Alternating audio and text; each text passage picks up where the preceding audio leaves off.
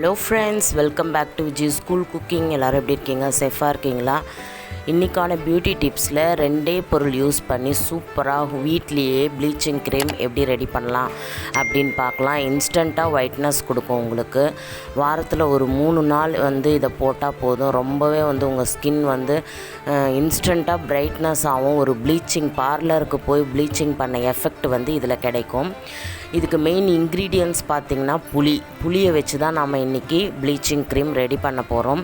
இந்த புளியில் பார்த்திங்கன்னா இயற்கையாகவே ஒரு ப்ளீச்சிங் ஏஜென்ட் அதில் இருக்குது. அது மட்டும் இல்லாமல் இதில் நிறைய ஆன்டி ஆக்சிடென்ட் இருக்குது. அது நம்மளுடைய ஸ்கின்னை எப்பயுமே யங்கர் லுக்காக வச்சுருக்கோம்.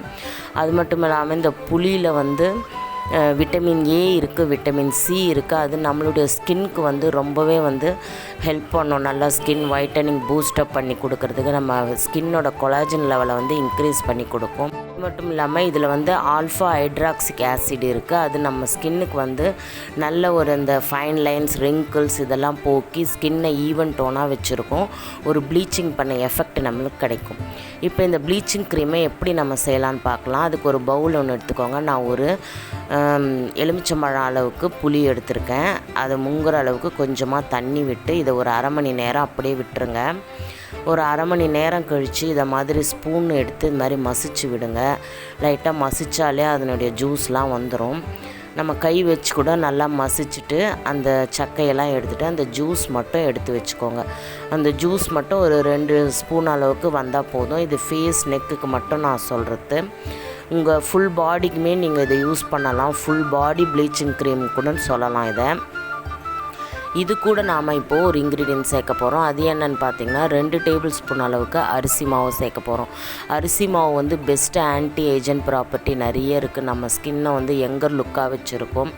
அது மட்டும் இல்லாமல் எப்பயுமே நம்ம ஸ்கின்னுக்கு அந்த வழவழப்பு தன்மை, ஒரு சாஃப்டான லுக்கு கொடுக்கும்.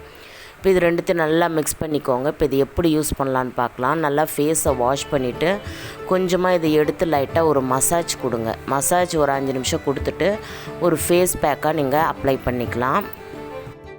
இதை ஒரு 10 நிமிஷம் கழித்து நீங்கள் நல்லா ஸ்க்ரப் பண்ணி வாஷ் பண்ணணும். அப்போ தான் நல்ல ஒரு ஸ்க்ரப் மாதிரி கொடுத்துட்டு அதுக்கப்புறம் வாஷ் பண்ணுங்கள்.